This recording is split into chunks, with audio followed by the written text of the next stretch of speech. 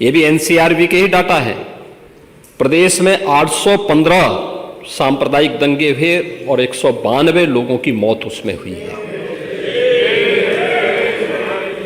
मैं उस पर चर्चा करूंगा। उससे पहले भी 2007 से 2011 के बीच 616 ऐसे सांप्रदायिक घटनाएं हुई हैं जिनमें 121 लोगों की मौत हुई थी। महोदय, जो बात यहां पर माननीय सदस्य शेखबाल महबूब ने संबल के बारे में लिखा, माननीय सदस्य कुंवर रघुराज प्रताप सिंह जी ने यह बात बहुत स्पष्ट की कि हम तथ्यों को छुपा करके कब तक जनता को गुमराह करेंगे। हर व्यक्ति जानता है कि माननीय न्यायालय के आदेश पे सर्वे का कार्य हो रहा था और सर्वे हो रहा था। दूसरा, मैं आपसे पूछना चाहता हूं, आप पश्चिम में जाएंगे, पता नहीं आप कैसे हैं, आपके पूर्वज भी हो सकता है, और पश्चिम उत्तर प्रदेश के हमारे सभी लोग अपने सामान्य संबोधन में राम राम ही कहते हैं। तो जय श्री राम कहां से सांप्रदायिक संबोधन हो गया? कहां से सांप्रदायिक संबोधन हो गया?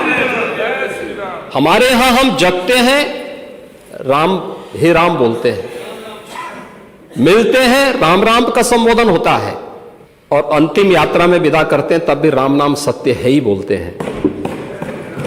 राम के बगैर तो हमारा कोई काम ही नहीं है। और अगर जय श्री राम किसी ने बोली दिया तो इसमें उत्तेजना का मतलब, ये नियत आप समझ सकते हैं उस नियत को। ये चढ़ाने वाला नहीं है, ये चढ़ाने वाला नहीं है, ये चढ़ाने वाला नहीं है। एक दूसरा, आपने कुंदरकी की जीत को वोट की लूट बताया। आप एक सदस्य का अपमान कर रहे हैं। आपके सदस्य की तो जमानत जब्त हो गई वहां पे। और क्या ये सच नहीं है? इस समय तो आज डिजिटल मीडिया का है। वहां का पठान, वहां का शेख सब कह रहे साहब हमारे पूर्वज तो हिंदू थे और आप भी, आपके पूर्वज भी हिंदू थे। क्या ये सच नहीं है? और क्या ये सच नहीं है कि देशी और विदेशी मुसलमानों की आपसी भिड़ंत है जो वर्षों की लड़ाई को लेकर के वहां चल रहा है? आप लोग सच पे पर्दा डालने का प्रयास कर रहे हैं, लेकिन एक चीज जरा नोट करना कि सूर्य को, चांद को और सत्य को बहुत देर तक छुपा कोई नहीं सकता है, और सत्य जरूर सामने आएगा। और उसी सत्य के बारे में कहा जा रहा है। नेता प्रतिपक्ष कह रहे थे कि वहां की स्थिति ऐसी है कि अगर मंदिर आ भी जाएगा, मंदिर बन जाएगा। मैं कहता हूं, ये तो बाबरनामा भी कहता है कि हर मंदिर को तोड़ करके एक ढांचा खड़ा किया गया। आप तो एक श्रेष्ठ ब्राह्मण कुल में आपने जन्म लिया है। आप तो भारत के पुराणों की परंपरा पर विश्वास करते हैं। हमारा पुराण भी इस बात को कहता है कि भगवान विष्णु, श्री हरि विष्णु का 10वां अवतार संबल में ही होगा, उसी संबल में होगा।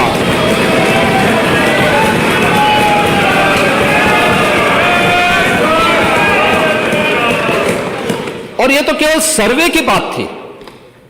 माननीय न्यायालय के आदेश पर जिलाधिकारी का मतलब जिले का एडमिनिस्ट्रेटिव हेड, पुलिस अधीक्षक उस जिले की पुलिस फोर्स का मुखिया है। इनका दायित्व है कि शांतिपूर्ण तरीके से किसी सर्वे के कार्यक्रम को वहां पे संपन्न करना, माननीय न्यायालय के आदेश को अक्षरशः अनुपालन करना। और सर्वे 19 नवंबर को भी हुआ, 21 नवंबर को भी हुआ, 24 नवंबर को भी सर्वे का कार्य चल रहा था। क्या यह संभव है? नहीं, 21 को संपन्न नहीं हुआ था। ये लगातार सर्वे का काम चल रहा था। और सर्वे के कार्य के दौरान पहले 2 दिन कोई भी शांति भंग नहीं हुई। तीसरे दिन जब 23 नवंबर को जुमे की नमाज के पहले और जुमे की नमाज के दौरान जिस प्रकार की तकरीरें दी गईं, उन तकरीरों के बाद माहौल खराब हुआ। और फिर उसके बाद जिस प्रकार की स्थितियां की गई थी वो सबके सामने है। और इसलिए मैं कह रहा हूं हमारी सरकार ने तो पहले ही कहा कि हम जुडिशियल कमीशन बनाएंगे। ये एक्ट के अंतर्गत ही कमीशन बना हुआ है। माननीय सदन में उसकी रिपोर्ट भी आएगी। दूध का दूध और पानी का पानी सबके सामने आएगा। मैं केवल एक बात कहना चाहता हूं कि अगर संभल के बारे में हम जब बात करते हैं महोदय, एक लंबा सिलसिला है इस संभल का, और अगर मैं संभल की जब चर्चा करता हूं तो संभल में कैसे माहौल खराब किया गया वहां पे। इस संभल में दंगों का जो इतिहास है 1947 से ही प्रारंभ होता है। 1947 में एक मौत होती है, 1948 में 6 लोग मारे जाते हैं, 1958 में भी दंगा होता है, 1962 में भी दंगा होता है, 1976 में भी 5 लोगों की मौत वहां पर हुई थी, और 1978 में 184 हिंदुओं को सामूहिक रूप से जला दिया गया था। 184 हिंदुओं को हत्या हुई थी, हिंदुओं की हत्या हुई थी और जलाया भी गया था, और 184 हिंदू मारे गए थे वहां। 184। मैं वही तो कह रहा हूं ना, आप उस सच को स्वीकार नहीं करेंगे, आप उस सच्चाई को स्वीकार नहीं करेंगे। और लगातार कई महीनों तक वहां कर्फ्यू था। 1980 में फिर दंगा हुआ था, एक मृत्यु हुई।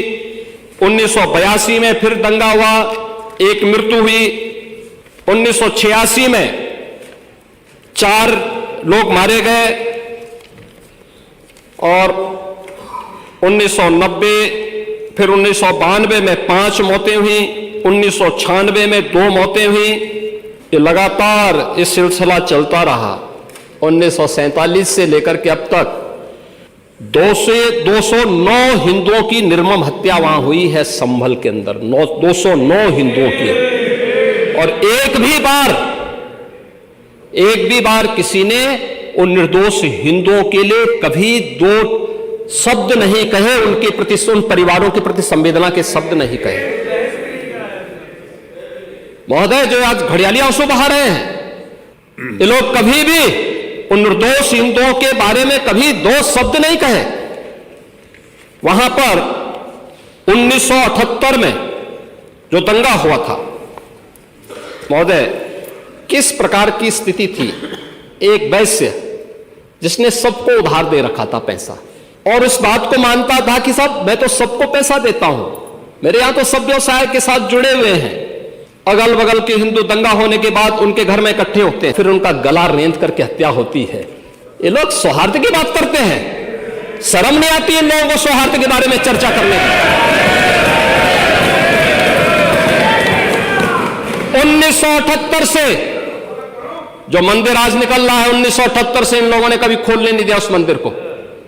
जो आज बजरंगबली का मंदिर निकल रहा है, जो वहां पर आज 22 कुएं किसने बंद किए थे, इन 22 कुओं को भी वहां पे बंद किया गया। और वहां का माहौल इतना तनावपूर्ण किसने बनाया था? ये पत्थरबाज कौन थे? एक भी गिरफ्तारी बिना साक्ष्य की नहीं हो रही है। और याद रखना, जिसने पत्थरबाजी की होगी, जिसने माहौल खराब किया होगा, उसमें एक भी बचने वाला भी नहीं है, एक भी नहीं बचेगा।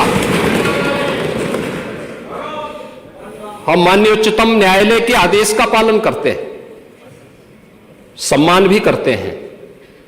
और क्या संविधान को आप मान रहे हैं? क्या आप लोग संविधान के प्रति सचमुच वचनबद्ध हैं? मैं तो धन्यवाद दूंगा माननीय अध्यक्ष जी को इस बात के लिए कि आज उन्होंने संविधान की मूल प्रति यहां पर दी है। बाबा साहब भीमराव अंबेडकर जी ने 26 नवंबर 2049 को जिस संविधान को बनाकर के देश को सौंपा था, उस मूल संविधान की प्रस्तावना को एक बार पढ़िए। मौलिक कर्तव्यों के बारे में, मौलिक अधिकारों के अध्याय के चित्र को देखिए। अलग अलग उन आर्टिकल के उस पृष्ठों का अवलोकन करिए, आपको उसमें राम भी नजर आएंगे, कृष्ण भी नजर आएंगे, लंका दहन के उपरांत बजरंगबली भी नजर आएंगे, ज्ञान का उपदेश देने वाले बुद्ध भी नजर आएंगे। भारत की समृद्ध परंपरा का दर्शन आपको उस संविधान में मिलेगा जो बाबा साहब भीमराव अंबेडकर ने दिया था। लेकिन उस मूल संविधान में कहीं भी धर्मनिरपेक्ष या पंथ निरपेक्ष या फिर समाजवाद शब्द नहीं है, और ये आप सबकी आंखों को खोलने वाला होना चाहिए। आप लोग संविधान में बदलाव की बात करते हैं। जिन लोगों ने संविधान का गला घोंटा, उनका पिछलग्गो बन करके केवल सत्ता हथियाना चाहते हैं, जनता की आंखों में धूल झोंकना चाहते हैं। ये नहीं हो सकता, ये देश आपको नहीं करने देगा, और वह प्रति आपको दी गई है, आप उसका अवलोकन करिए। और मैं नेता विरोधी दल को इसलिए बोलना चाहता हूं, बुद्ध ने करुणा और मैत्री का संदेश उस कालखंड में दिया था जब विदेशी हमले होने शुरू हो गए थे, लेकिन उससे पहले राम ने कहा था, निस्सरहीन करो मही भुज उठाए प्रण कीन। उससे पहले भगवान कृष्ण ने भी कहा था, परित्राणाय साधूनाम विनाशाय च दुष्कृताम। और हम तो राम और कृष्ण को ही मानते हैं, बुद्ध पर विश्वास करते हैं, उन्हीं को आदर्श मान करके हम लोग कार्य करते हैं। शासन पद्धति एक भी इंच इधर उधर नहीं करते उसके बगैर। और इसीलिए मैं आपसे कहने के लिए आया हूं, संभल की घटना या कुंदरकी की जीत, जैसे ही आपके खटाखट की असलियत सामने आई, जनता ने कहा सपाचट। उपचुनाव में 9 में से 7 तो भारतीय जनता पार्टी और एनडीए गठबंधन जीता है। और यही नहीं, सीसामऊ और करहल याद करिए 2000। अगली बार होगा, अगली बार होगा छचो, अरे आप चिंता मत करिए, देख लेना अगली बार कुछ नहीं रहे, बहुत ज्यादा रहे। अगली बार सीसामऊ में भी बाल बाल बच गए, तो अपनी जड़ें याद आने लग गई हैं। अब आपने देखा होगा उन लोगों के वक्तव्य को, डिजिटल मीडिया में थोड़ा अवलोकन करिए और देखिए वहां पे जब लोग चिल्ला चिल्ला के बोल रहे हैं कि इन विदेशियों से पिंड छुड़ाना है, क्या बोल रहे हैं लोग, सबको अपनी जड़ें याद आने लग गई हैं।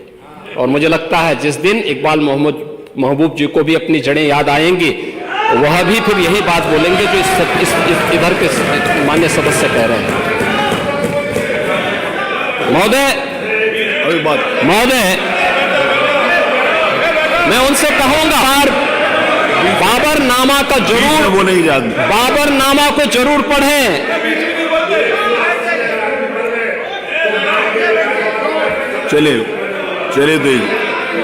चलिए वो जो बात कही, बाबरनामा को जरूर एक बार पढ़ें आप। मंत्री जी बोल रहे हैं, आप प्लीज बैठे। चलो आप दे देना जब अवसर हो, बाबरनामा को एक बार पढ़ें। आप बैठे। महोदय, संभल की घटना के साथ ही मैं प्रदेश के अंदर अलग अलग समय में जो दंगे अलग अलग समय में हुए हैं, 1972 में आगरा में दंगा हुआ, 19 लोग मरे थे। आजमगढ़ में 1972 में दंगा हुआ, 3 लोग मरे थे। बहराइच में 1973 में दंगा हुआ, 1 व्यक्ति की मौत हुई थी। गोंडा में 1973 में दंगा हुआ, 1 व्यक्ति की मौत हुई। प्रयागराज में 1973 में एक दंगा हुआ, 2 लोगों की मौत हुई। मेरठ में 1973 में दंगा हुआ, 8 लोगों की मौत हुई। आगरा में फिर 1974 में दंगा हुआ, 1 व्यक्ति की मौत हुई। पीलीभीत में 1974 में दंगा हुआ, 3 लोगों की मौत हुई। कानपुर में 1975 में दंगा हुआ, 2 लोगों की मौत हुई। मुरादाबाद में 1976 में दंगा हुआ, 3 लोगों की मौत हुई। बहराइच में 1976 में फिर दंगा हुआ, 3 लोगों की मौत हुई। बुलंदशहर में 1977 में दंगा हुआ, 2 लोगों की मौत हुई। वाराणसी में 1977 में दंगा हुआ, 8 लोगों की मौत हुई। मुरादाबाद में 1978 में दंगा हुआ, 19 लोगों की मौत हुई। अलीगढ़ में 78 में दंगा हुआ, 21 लोगों की मौत हुई। ये लगातार मैं क्या कर रहा हूं, उसमें आप भी थे, जिसके कारण लोकतंत्र सेनानी आप कहलाते हैं, लोकतंत्र सेनानी कहलाते हैं मल्होत्रा जी। उसी के नाम पर आप लोग, मैं क्या कर रहा हूं, ये दंगे हुए हैं, मैं उन दंगों के बारे में बोल रहा हूं जिन दंगों के कारण लगातार माहौल खराब हुआ है प्रदेश का। और आज प्रदेश के अंदर सुरक्षा का जो एक माहौल है, कानून व्यवस्था की जो एक स्थिति पैदा हुई है, लोगों को सुरक्षा पे विश्वास है, कानून व्यवस्था पर विश्वास है, उसी का परिणाम है कि 40 लाख करोड़ रुपए का निवेश का प्रस्ताव उत्तर प्रदेश को प्राप्त होता है। इतना निवेश, इंफ्रास्ट्रक्चर का एक कार्य, रोड की, रेलवे की, एयर कनेक्टिविटी की, ये उसी का परिणाम है जो सरकार कर रही है और लगातार उसको कर रही है। महोदय, मैं केवल यह कहना चाहूंगा कि आखिर मैं नेता विरोधी दल से पूछना चाहता हूं कि अगर हमारा कोई पर्व और त्योहार है या किसी का भी है, मुहर्रम का जुलूस हो या फिर कोई भी अन्य मुस्लिम समाज का कोई पर्व और त्योहार का कोई जुलूस, वो हिंदू मोहल्ले से सुरक्षित निकल जाता है, कोई दिक्कत नहीं होती, मंदिर के सामने से भी निकल जाता है, कोई समस्या नहीं होती। लेकिन ये समस्या केवल वहीं पे क्यों खड़ी होती है जब कोई हिंदू शोभा यात्रा किसी मस्जिद के सामने से, किसी मुस्लिम बाहुल्य क्षेत्र से निकलती है, तब क्यों तनाव पैदा हो जाता है? तभी क्यों झंडा लगाने में क्या समस्या आ रही है? क्या भारत की धरती पे केसरिया झंडा नहीं लग सकता? क्यों नहीं लग सकता? क्यों नहीं लग सकता? मैं यही पूछना चाहता हूं, आखिर ये दंगे क्यों किए जाते हैं? और बहराइच का मामला, महाराजगंज उस कस्बे का, जहां के बारे में आप कह रहे हैं कि लगातार मुस्लिम बस्ती थी, मोना जी ने भी इस बात को कहा कि बस्ती थी, प्रशासन नहीं था, 4 कंपनियां पुलिस थी वहां पे, और दंगा सड़क पे नहीं हो रहा था, गोली घर के अंदर से चल रही थी। इस निर्दोष राम गोपाल मिश्रा की हत्या हुई और घर के अंदर से गोली चला करके उसकी निर्मम हत्या की गई। हमें इस सच्चाई को स्वीकार करना चाहिए।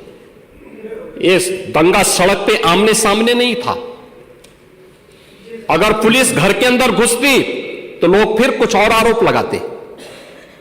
पुलिस ने बचाव करने का अपना प्रयास किया, 4 कंपनियां वहां पे थी, और आप कह रहे हैं कि माननीय मोना जी ने भी कहा कि भारतीय जनता पार्टी के विधायक ने आरोप लगाए। भारतीय जनता पार्टी के विधायक ने इस हल्दी की घटना को लेकर के नहीं, इस महाराजगंज कस्बे की घटना को लेकर के नहीं, ये उस समय बहराइच कस्बे में थे, और बहराइच कस्बे में इनकी गाड़ी पर हमला हुआ, जो वहां से 30-35 किलोमीटर दूर है। वहां पे एक पथराव हुआ था।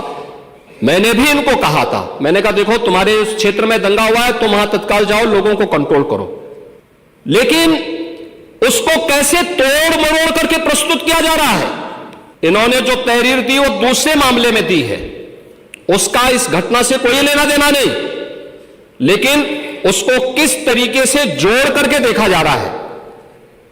एक जिले में दूरी होती है, इसमें बहराइच से आपको भी वहां जाने में समय लगा होगा, और उस दूरी को आपने देखा होगा, तो ये उतनी ही दूरी है। उस घटना को उससे नहीं जोड़ के देखा जा सकता। लेकिन मैं पूछना चाहता हूं कि हिंदू मोहल्ले से और हिंदू मंदिर के सामने से मुस्लिम जुलूस निकल सकता है, तो मुस्लिम मोहल्ले और मस्जिद के सामने से कोई हिंदू शोभा यात्रा क्यों नहीं निकल सकती? क्यों नहीं निकल सकती? और यहीं पे विवाद शुरू होता है। यानी आप चाहते हैं कि आपके पर्व और त्योहार तो शांतिपूर्ण तरीके से मनाए जाएं। कौन नहीं कहता भी? आपके संबल में थे शिया सुन्नी का भी विवाद हुआ था। 1976 में पूरा विवाद तो शिया सुन्नी का था। उस समय जामा मस्जिद के कब्जे को लेकर के इसी बात का विवाद था। आप इस सच को इस सच को धूल मत डालिए उस सच पे। और लखनऊ का शिया सुन्नी विवाद ये भारतीय जनता पार्टी की सरकार के समय ही समाप्त हुआ है।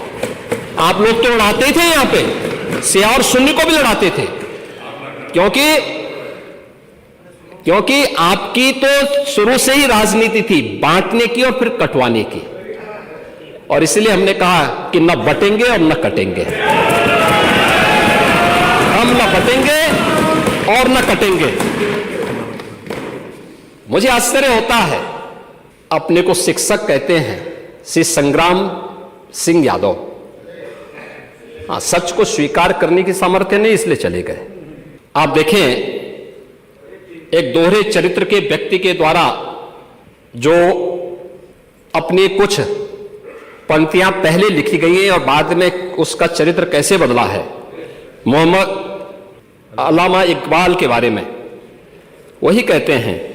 यानी जो पहले कहते थे उन्होंने क्या बात कही थी बाद में, मुस्लिम हैं हम वतन हैं सारा जहां हमारा, चीन वो अरब हमारा हिंदुस्तान हमारा, तौहीद की अमानत सीनों में है हमारे, दुनिया के बुत कंधों में पहले वह घर खुदा का, तेगों के साये में हम पलकर जमा हुए हैं, मकरीब की वादियों में गूंजी अजा हमारी, बातिल में दबने वाले हे आसमां नहीं हम, हे गुलस्ता ये अब्दुल्लस वो दिन है याद तुझको, ये मौज ये दजला तो भी पहचानती है हमको, ये अर्ज ये पाग तेरी हुर्मत पे कट मरे हम, सालार ये कार्रवाई है मीर ये हिजाज अपना, इकबाल का तराना बाग ये दरा है गोया, मुस्लिम है हम वतन है सारा जहां हमारा। अब आप मुझे बताओ, क्या इकबाल को आप अपना आदर्श मानते हैं? क्या इस इकबाल को मानेंगे? क्या वो अपने को पेशे से शिक्षक कहते हैं, ऐसे शिक्षक छात्रों को पढ़ाएंगे तो दुर्गति कराएंगे ही कराएंगे। यानी इकबाल की एक कविता को यहां पे पढ़ करके और वास्तविक सच से आप धूल डाल करके उसको छुपा नहीं सकते हैं। और मैं इसीलिए कहना चाहूंगा कि महोदय, प्रशासन ने पूरी कार्रवाई की है और लगातार हमारे संज्ञान में सारी बातें हैं। एक एक बात पर सरकार नजर रख रही है। 25 करोड़ की आबादी का प्रदेश है और 25 करोड़ की आबादी के प्रदेश में पिछले 7.5 वर्ष के दौरान सभी पर्व और त्योहार शांतिपूर्ण तरीके से संपन्न हुए हैं। सभी वीवीआईपी विजिट सकुशल संपन्न हुई हैं। और इनको भी, जिसको लेकर के आप बहुत बड़ा पहले प्रदेश के मन में भय पैदा करते थे, वह भी सकुशल संपन्न हुआ। आज प्रदेश में जब सर्वत्र सुरक्षा का एक बेहतरीन माहौल है और 2025 में जब उत्तर प्रदेश को एक गौरव प्राप्त होने जा रहा है कि दुनिया का सबसे बड़ा आध्यात्मिक और धार्मिक सामाजिक जो उत्सव हो, एक महापर्व है महाकुंभ प्रयागराज, जिसमें पूरी दुनिया का एक समागम होने वाला है, जब इसे आयोजित करने का अवसर प्राप्त हो रहा है, तब मैं विपक्ष के अपने साथियों से कहना चाहूंगा कि प्रदेश के माहौल को अपने वक्तव्यों से और अपने करतूतों से कृपया खराब न करें। प्रदेश आगे बढ़ना चाहता है, विकास के अपने लक्ष्यों को प्राप्त करना चाहता है, लेकिन मैं इस बात के लिए आश्वस्त करूंगा कि 25 करोड़ जनता को सुरक्षा देना, उनकी हर प्रकार से हिफाजत करना, ये प्रदेश सरकार की जिम्मेदारी है। लेकिन अराजकता, पत्थरबाजी और किसी भी इस प्रकार के आदेश के खिलाफ जो माननीय न्यायालय ने आदेश किया है, उसके बाद भी कोई कानून को अपने हाथों में लेकर के कानून को ठेंगा दिखाने का प्रयास करेगा तो सरकार उससे सख्ती से निपटने का काम भी करेगी। और वही सख्ती वहां पर आवश्यक है जहां पर लोगों ने माहौल खराब करने का प्रयास किया है। एक भी निर्दोष नहीं जाएगा। जितने भी विजुअल्स होंगे उसके वीडियो फुटेज हैं, गोली चलाते हुए, कट्टा लहराते हुए, तलाशी के दौरान पत्थरबाजी करते हुए घरों की छतों के ऊपर जो पत्थर रखे गए हैं, ये सारी विजुअल सब हमारे पास हैं और उसके अनुरूप ही कार्रवाई होगी। हां, ये जरूर आश्वस्त करते हैं कोई निर्दोष के खिलाफ कोई कार्रवाई नहीं होने वाली, अब तक नहीं हुई है, आगे भी नहीं होगी। लेकिन कोई दोषी होगा उसको कोई बचा भी नहीं पाएगा। यह भी मैं इस सदन के माध्यम से पूरे प्रदेश के अंदर बहुत स्पष्टता के साथ कहना चाहूंगा कि सरकार की जीरो टॉलरेंस की नीति पहले दिन से है। अपराध और अपराधियों के प्रति, दंगों और दंगाइयों के प्रति वही जीरो टॉलरेंस की नीति के साथ सरकार कार्य करेगी। इन दोनों मामलों में राजनीति की बजाय हमें समग्रता की दृष्टि से देखना होगा। और समग्रता की दृष्टि से ये जो मैंने पहले माननीय नेता विरोधी दल को कहा कि आखिर ये कहां लिखा है संविधान में कि किसी मुस्लिम बाहुल्य क्षेत्र में हिंदू शोभा यात्रा नहीं निकल सकती, और जब आप रोकते हैं तभी हिंदू पक्ष से भी रिएक्शन आता है कि साहब हम भी नहीं जाने देंगे। भाई मुझे आश्चर्य होता है इन बातों को लेकर के कि मस्जिद के सामने से नहीं निकलने देंगे। क्यों नहीं निकलने देंगे? ये सड़क क्या किसी की है क्या? ये सार्वजनिक मार्ग है, कैसे आप रोक सकते हैं? परंपरागत बहराइच में भी परंपरागत जुलूस था, परंपरागत जुलूस था, वही मैं कह रहा हूं, परंपरागत जुलूस था। और उसी परंपरागत जुलूस को आगे बढ़ाने के लिए सारे कार्यक्रम संपन्न हुए थे, आगे भी संपन्न होंगे। लेकिन ये चीजें तय करना, ये कहना कि उत्तेजक नारे लगाए जा रहे थे, जय श्री राम का नारा उत्तेजक नहीं है, ये हमारी श्रद्धा का नारा है, हमारी आस्था का प्रतीक है।